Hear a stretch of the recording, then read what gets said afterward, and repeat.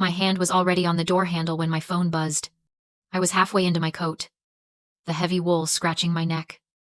Ready for the reconciliation dinner my sister Aurora had practically begged me to attend. I glanced at the screen. It was Mr. Henderson, my lawyer. The message was short, all caps, and terrifying. Stop. Do not drive to Big Sur. It is a trap. Call me now. My breath hitched. A second later, another notification popped up. This one was from Aurora. Did you leave yet? We are all waiting. The contrast between her warm, sisterly text and Henderson's panic-inducing warning sent a jolt of ice straight down my spine. I didn't scream. I didn't cry. I froze, the realization washing over me like cold water. I slowly took my hand off the doorknob, walked back to the sofa, sat down, and dialed my lawyer.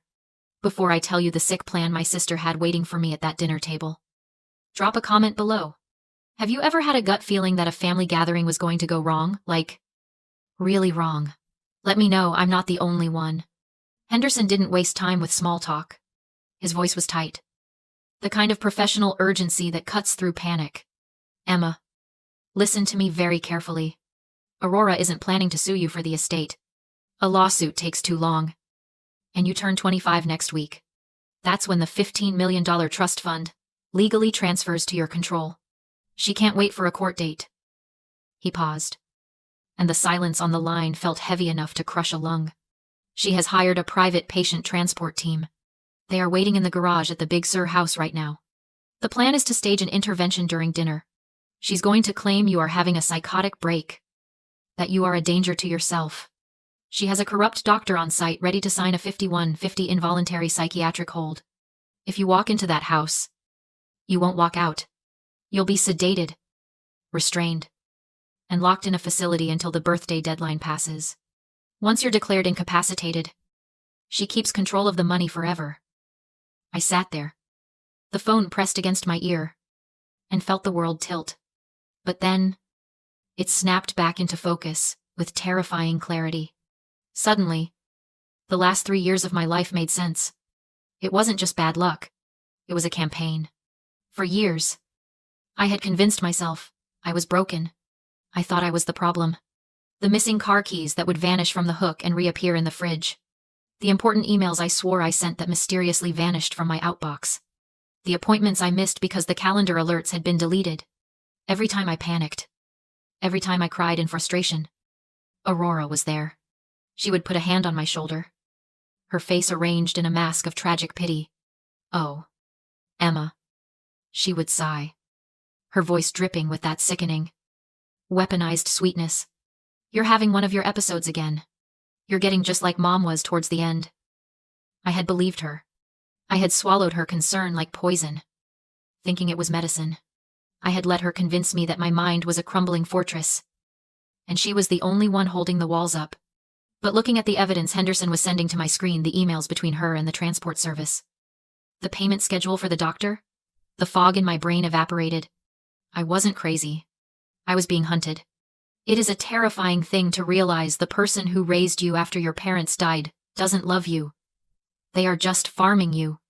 She had normalized the cruelty so effectively that I had thanked her for it. She had turned my life into a gaslight flickering in a dark room, making me doubt my own reality so I wouldn't notice her hand in my pocket. But she made a critical error. She thought breaking my confidence meant she had broken my intelligence. She was wrong. Emma Henderson's voice brought me back. "Are you there? You need to stay away from Big Sur." "No," I said. My voice didn't shake. It sounded cold, metallic, like a chamber being loaded. "If I don't go, she'll just try again next week. She'll ambush me at my apartment or my office.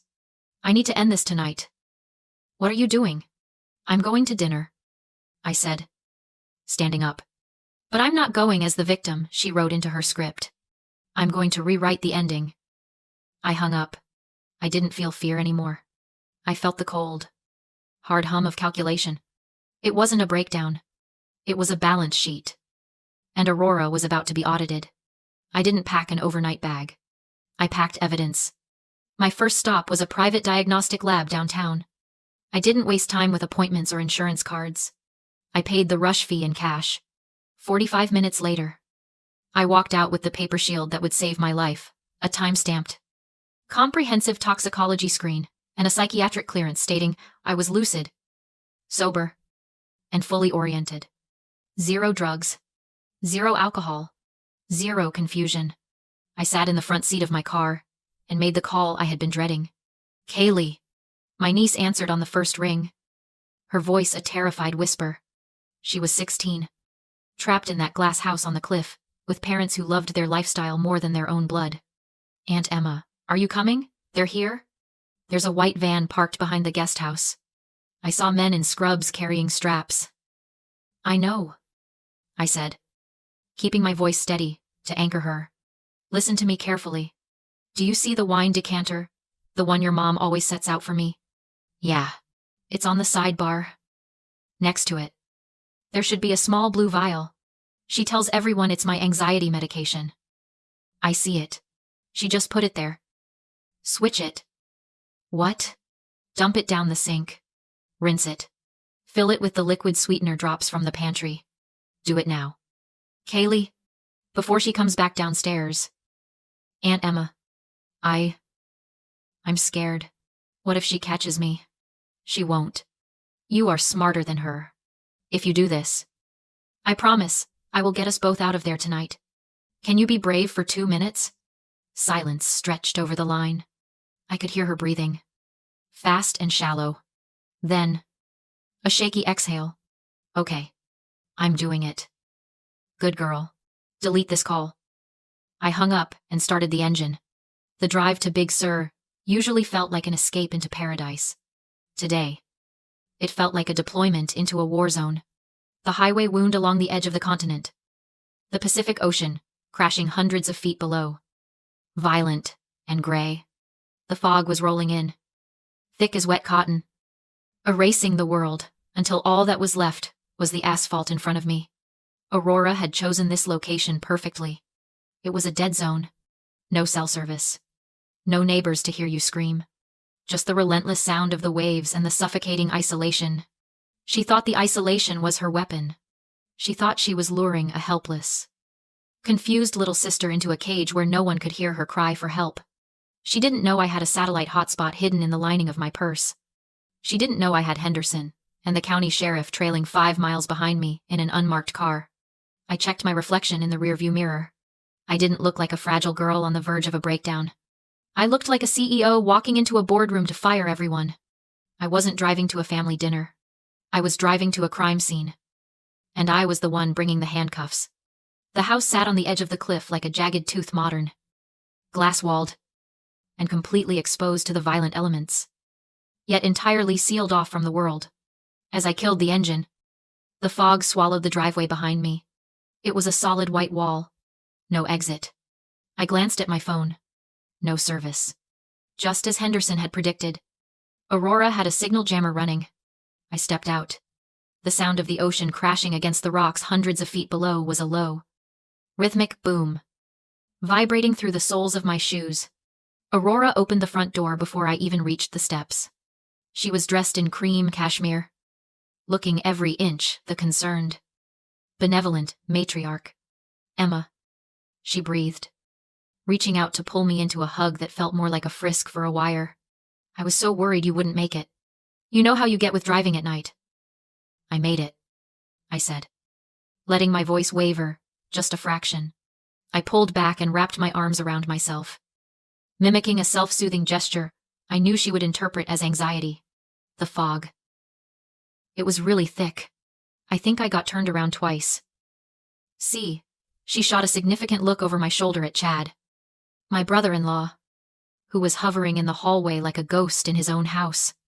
I told you she shouldn't be driving. She's confused. I walked inside. The house was freezing. It was a smart home. Temperature controlled to a sterile 68 degrees that made the hair on my arms stand up. Come. Sit. Aurora commanded, guiding me to the dining table. It was set for 4. I want you to meet someone. This is Dr. Vance. He's an old friend of Chad's from the club. He just happened to be in the neighborhood. Doctor. Vance stood up. He was thick-set, sweating slightly despite the chill in the room. He didn't look like a dinner guest. He looked like a bouncer in a blazer. He assessed me not with friendliness, but with clinical, predatory calculation.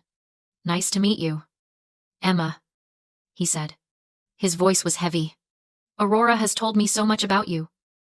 I bet she has, I murmured, staring at the floor, playing the part of the cowed, fragile sister. Sit, sweetie. Aurora pushed me into the chair facing the floor-to-ceiling window. Outside, it was pitch black. All I could see was my own reflection in the glass, trapped in the light of the chandelier. On the sideboard, the wine decanter sat waiting. The red liquid glinted under the recessed lighting. I watched as Aurora walked over to it. Her movements were precise, rehearsed. She poured a generous glass, her back slightly to me, shielding the action, even though Kaylee had already neutralized the threat. She brought the glass to me and placed it directly in front of my hand. Drink, she said softly. It's a Pinot, your favorite. It will help calm your nerves. You're shaking, Emma. I looked at my hand on the tablecloth. I made sure it trembled. I've been having a hard time. Aurora, I stammered, looking up at her with wide, pleading eyes. I don't know what's real anymore. I feel like I'm losing time. It was the exact line she wanted to hear. It was the script she had written for me over 3 years of gaslighting. A flash of triumph crossed her face, quick and sharp as a scalpel. She touched my cheek, her fingers cold. I know. Honey? I know. That's why we're here. We're going to take care of you. We're going to make sure you get the help you need. But first, you need to relax. Drink. Chad turned away, staring at the wall, unable to watch. Doctor. Vance leaned forward instead, eyes fixed on the glass, waiting for the drugs to take effect. I lifted the stemware and let the liquid swirl. To them, it was the end of my freedom. To me, it was sugar water and grape juice. To family, I murmured. To family, Aurora echoed, smiling for the first time that night. I drank. The trap was sprung. They just didn't realize I wasn't the mouse. 3 minutes passed. Aurora checked her watch. This was when I was supposed to slump, disappear. Oh God, she cried on cue. She's crashing. Doctor? Vance, do something. The kitchen door burst open. 2 men in dark scrubs rushed in, carrying restraints and a straitjacket. Secure her arms, Vance ordered, reaching for a syringe. She'll resist. Chad covered his face. Aurora grabbed my shoulders. I'm sorry, Emma. It's for your own good. I stood up. The wine glass shattered as Aurora stumbled back. Sticky liquid, soaking her white pants. Get away from me, I said calmly. The room froze. The men hesitated. Vance stopped mid-motion. She's manic, Aurora shrieked. She's dangerous. The only dangerous person here is you, I replied. I placed a small black satellite unit on the table. The green light was solid. We're live streaming to Mr. Henderson and the sheriff. Vance went pale. The syringe slipped from his hand. You're bluffing, Aurora hissed. Not for me. I dropped a document beside the decanter. Time-stamped toxicology report. Clean. No drugs. No alcohol. I looked at Vance. Touch me, and you lose your license forever. He backed away. She said she had power of attorney. She does, I said.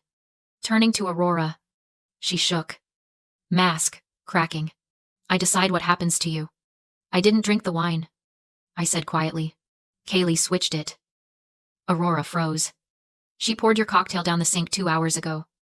Sirens cut through the fog. I smiled. Dinner's over. The front door exploded inward. Deputies flooded the room. The men in scrubs dropped instantly. Vance tried to run, he didn't make it. Henderson stepped through the wreckage. Aurora Roberts, you are under arrest for conspiracy, false imprisonment, and medical fraud.